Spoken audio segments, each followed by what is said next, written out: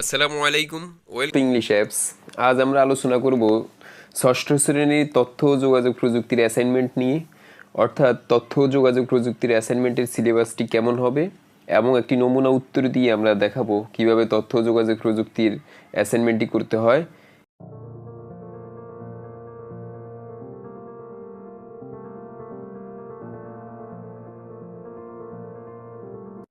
এখন আমরা cover page নিয়ে কথা বলবো। তো কভার পেজ নিয়ে কথা বলার আগে বলে নিচ্ছি, যারা এখনও ইংলিশ অ্যাপ চ্যানেলকে সাবস্ক্রাইব করোনি অবশ্যই সাবস্ক্রাইব করবে, নোটিফিকেশন বাটনটি অন করে রাখবে, যাতে করে যখনই আমরা অ্যাসাইনমেন্ট নিয়ে নমুনা উত্তর ভিডিও আপলোড করি তোমাদের কাছে নোটিফিকেশনটি চলে যায়। কারণ তোমরা জানো যে একমাত্র ইংলিশ অ্যাপ চ্যানেলেই সকল ক্লাসের সকল সাবজেক্টের অ্যাসাইনমেন্টের নির্ভুল এবং যথার্থ উত্তর নমুনা উত্তর দিয়ে যাচ্ছে।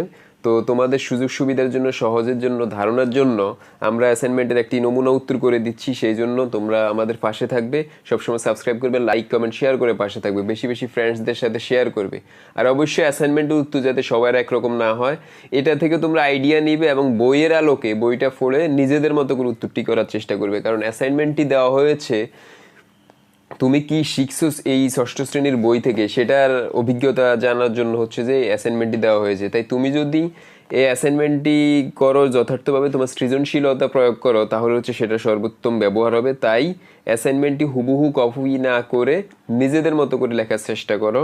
আর এই অ্যাসাইনমেন্টটির হচ্ছে যে দ্বারা তোমাদের রোল নাম্বার নির্ধারণ হবে না, এটা দ্বারা হচ্ছে যে বোর্ড জানতে চাবে যে তুমি কতটুকু শিখছো, এবং সেটার জন্য খুব ভালোভাবে তদারকি করা হচ্ছে। মনিটরিং সেল গঠন করা হয়েছে মাধ্যমিক উচ্চ মাধ্যমিক শিক্ষা বোর্ড থেকে। তো সেজন্য খুব মনোযোগ সহকারে ভালো করে অ্যাসাইনমেন্টটি করার চেষ্টা করবে, তাহলে হচ্ছে যে তুমি ভালো মার্কিং হবে এবং হচ্ছে যে তোমার শিখন ফলটা যথার্থ মনে হবে কর্তৃপক্ষের কাছে। তোমাদের কোনো বিষয়ে যদি প্রবলেম হয় তাহলে হচ্ছে আমাদের ফেসবুক পেজ ইংলিশ অ্যাপস রয়েছে, সেখানে লাইক দিয়ে রাখবে এবং হচ্ছে যে সমস্যা হলে ইনবক্স করবে। আমাদের ফেসবুক গ্রুপ রয়েছে ইংলিশ অ্যাপস নামে, সেখানে তোমাদের সমস্যা জানাতে পারো। এছাড়াও যদি আমাদের অ্যাসাইনমেন্ট সলিউশন নামে গ্রুপ রয়েছে, সেখানে জয়েন দিতে পারো। আর কোনো সমস্যা হলে আমার ফেসবুক পেজ বা আইডি ASM আল আমিন নামে, সেখানে ইনবক্স করে তোমাদের সমস্যা জানাতে পারো, তাহলে আমরা তোমাদের সর্বোত্তম সহযোগিতা করার চেষ্টা করব। এখন কভার পেজ নিয়ে কথা বলবো।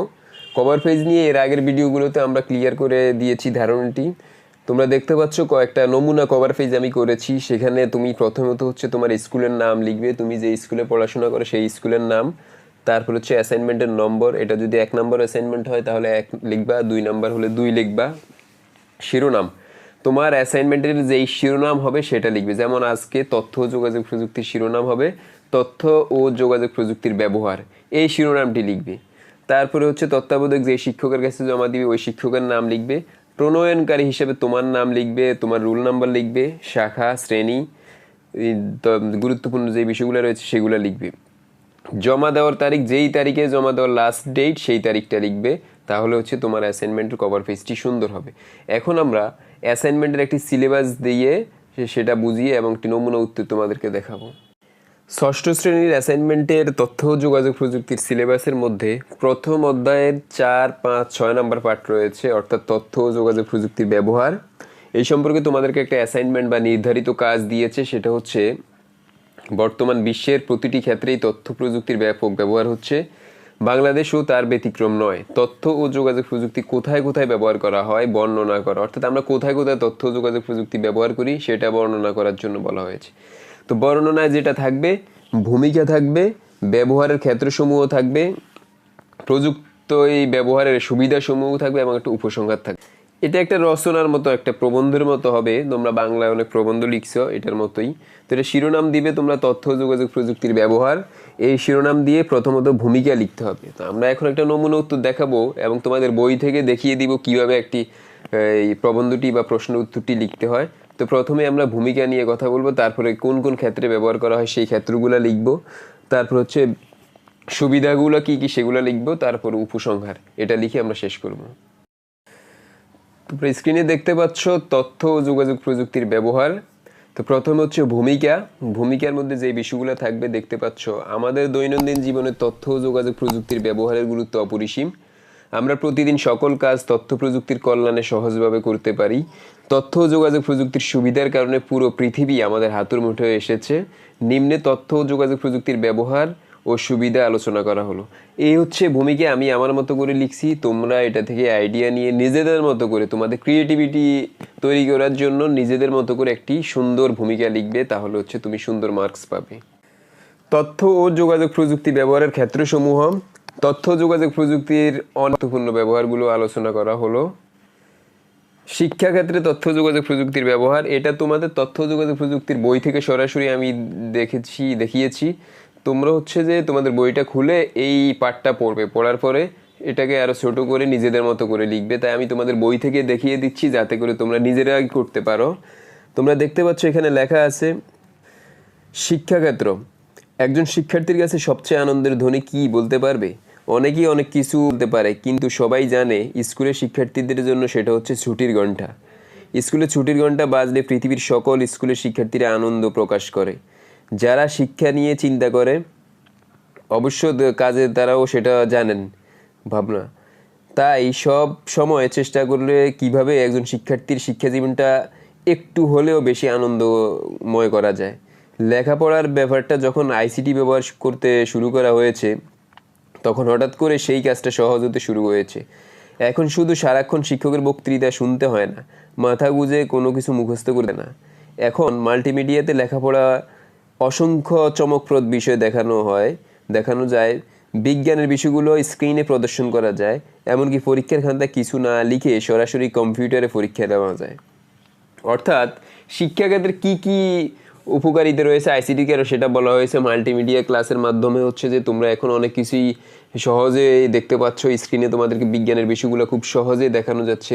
তোমরা এই করোনা ভাইরাসের সময় বাসায় বসে বসে এক্সাম দিচ্ছ, এগুলো সবই তথ্য প্রযুক্তির ব্যবহারের ফলাফল। তো এইখান থেকে তোমরা 4-5 লাইন নিজেদের মতো করে সহজ ভাষায় লিখবে, তাহলে সেটা অনেক ভালো হবে। চিকিৎসা। আজকাল আইসিটি ব্যবহার না করে চিকিৎসার কথা কল্পনাও করা যায় না। আগে কারো অসুখ হলে ডাক্তাররা রোগীর নানা ধরনের উপসর্গ খুঁটিয়ে খুঁটিয়ে দেখে রোগ নির্ণয় করতেন। এখন আধুনিক যন্ত্রপাতি দিয়ে নিখুঁতভাবে রোগ নির্ণয় করা যায়। শুধু তাই নয়, কেউ যদি হাসপাতালে চিকিৎসা নিতে যায় তখন তার সব ধরনের তথ্য সংরক্ষণ থেকে শুরু করে তার চিকিৎসার বিভিন্ন খুঁটিনাটি আইসিটি ব্যবহার করে সংরক্ষণ করা সম্ভব। দূর থেকে টেলিফোন ব্যবহার করেও স্বাস্থ্যসেবা পাওয়া সম্ভব, যেটার নাম দেওয়া হয়েছে টেলিমেডিসিন, যেটা আমাদের দেশেও শুরু হয়েছে। অর্থাৎ তুমি ফোন করে তোমার উপসর্গ বলে তুমি সেটা নিয়ে ট্রিটমেন্ট গ্রহণ করতে পারো। এটা হচ্ছে টেলিমেডিসিন সিস্টেম। তো এগুলো হচ্ছে তথ্য ও যোগাযোগ প্রযুক্তির ফলাফল। এছাড়াও তোমরা হসপিটালে গেলে দেখবা যে সেখানে অনেক ধরনের আধুনিক পরীক্ষার মাধ্যমে সেখানে তোমার রোগ নির্ণয় করে। তো এটা হচ্ছে তথ্য প্রযুক্তির অনেক বেশি সুফল। বিজ্ঞান এবং গবেষণা। সম্ভবত আইসিটির সবচেয়ে বেশি ব্যবহার করা হয় বিজ্ঞান এবং গবেষণায়। আইসিটির কারণে এখন বিজ্ঞানীরা গবেষণা অনেক জটিল কাজ অনেক সহজে করে ফেলতে পারেন। আমাদের দেশের বিজ্ঞানীরাও যখন ফাটের জিনোম বের করেছিলেন তখন তারা আইসিটির ব্যবহার করেছিলেন। অর্থাৎ বিজ্ঞান ও গবেষণা আইসিটির অনেক ব্যবহার রয়েছে, সেটা তোমরা লিখে দিবে। কৃষি। আমাদের দেশ হচ্ছে একটি কৃষি নির্ভর দেশ। আধুনিক উপায়ে চাষ করে বাংলাদেশের খাদ্যে স্বয়ংসম্পূর্ণ হয়ে যাচ্ছে। আইসিটি ব্যবহারের ফলে আমাদের দেশের চাষিরা কৃষিতে সুফল পাচ্ছে। রেডিও টেলিভিশনে কৃষি নিয়ে অনুষ্ঠান হচ্ছে। ইন্টারনেটে কৃষির উপর ওয়েবসাইট তৈরি হয়েছে। এমনকি চাষিরা মোবাইল ফোনে কৃষি কল সেন্টারে ফোন করেও কৃষির সমাধান পেয়ে যাচ্ছে। প্রযুক্তি ব্যবহারের সুবিধাসমূহ। প্রযুক্তি ব্যবহারের অনেক রয়েছে, তন্মধ্যে ইম্পর্ট্যান্ট হচ্ছে পরিবেশ আর আবহাওয়া। আমাদের দেশে একসময় ঘূর্ণিঝড়ে অনেক মানুষ মারা যেত। 1970 সালে প্রলয়ঙ্কারী একটি ঘূর্ণিঝড়ে এই দেশে প্রায় 5 লক্ষ লোক মারা গিয়েছিল। বাংলাদেশে এখন ঘূর্ণিঝড়ে আগের মতো এত বেশি মানুষ মারা যায় না। তার কারণ ব্যবহার অনেক আগেই ঘূর্ণিঝড়ের পূর্বাভাস পাওয়া যায়। আবার রেডিও টেলিভিশনে উপকূলের মানুষকে সতর্ক করেও দেওয়া হয়। ব্যাংক। একটা সময় ছিল যখন একজন মানুষকে টাকা তুলতে তার ব্যাংকের নির্দিষ্ট শাখায় যেতে হতো। এখন আর সেটি করতে হয় না। যেসব ব্যাংকে অনলাইন হয়ে গেছে সেই সকল ব্যাংকের হিসাবধারী যে কোনো শাখায় অর্থ জমা উত্তোলনের সুবিধা পেয়ে থাকে। শুধু তাই নয়, এটিএম আছে সেখানে ব্যাংকের কার্ড দিয়ে দিনটা 24 ঘন্টার ভিতরে টাকা তোলা যায়। এটা একটা অন্যরকম সুবিধা। তো ব্যাংকে আইসিটির অনেক বেশি সুবিধা পাওয়া যায়। শিল্প ও সংস্কৃতি। শিল্প ও সংস্কৃতিতেও আজকাল আইসিটির ব্যাপকভাবে ব্যবহৃত হয়। এক সময় 1 সেকেন্ডের কার্টুন ছবি তৈরি করার জন্য 26টি ছবি তৈরি করতে হতো। আইসিটি ব্যবহার করে সেই পরিশ্রম অধিকাংশই কমে গেছে। শুধু তাই নয়, অনেক সময় এখন অ্যানিমেশন ছবি এমনভাবে তৈরি করা হয় সেগুলোকে সত্যি বলে মনে হয়। এছাড়া প্রচার ও গণমাধ্যম অর্থাৎ রেডিও, টেলিভিশন, খবরের কাগজ বা অনলাইন সংবাদ মাধ্যমকে আমরা বলি প্রচার ও গণমাধ্যম। এই বিষয়গুলো আজকাল অনেক উন্নত হয়েছে। পৃথিবীর যে কোনো প্রান্তের যে কোনো খবর শুধু যে কোনো মুহূর্তের মধ্যে আমরা পেয়ে থাকি, এবং এই ব্যাপারগুলো সম্ভব হয়েছে শুধুমাত্র আইসিটির কারণে। প্রকাশনার ক্ষেত্রে আইসিটির অনেক গুরুত্বপূর্ণ অবদান রয়েছে। প্রতি বছর 1 জানুয়ারি সকল শিক্ষার্থীর হাতে নতুন বই তুলে দিচ্ছে সরকার। এটা হচ্ছে আইসিটির অনন্য ব্যবহার। আইসিটির ব্যবহারের কারণে এখন শুধুমাত্র বই নয়, এবং তুমি এখানে বাসায় বসে বসে অনলাইনের মধ্য দিয়ে হচ্ছে যে nctva.gov.bd থেকে তাদের পিডিএফ বই পড়তে পারো। ই বুক ব্যবহার করে তুমি সেই বইগুলো এখন ব্যবহার করতে পারো। আগের মতো এখন বই ক্যারি করা লাগে না, তুমি ট্যাব ব্যবহার করেই বই পড়তে পারো। এগুলো হচ্ছে আইসিটির ব্যবহারের সুযোগ সুবিধা। এগুলা থেকে তোমরা তোমাদের মতো করে ছোট করে লিখে দিবে। এখন আমরা উপসংহার লিখব।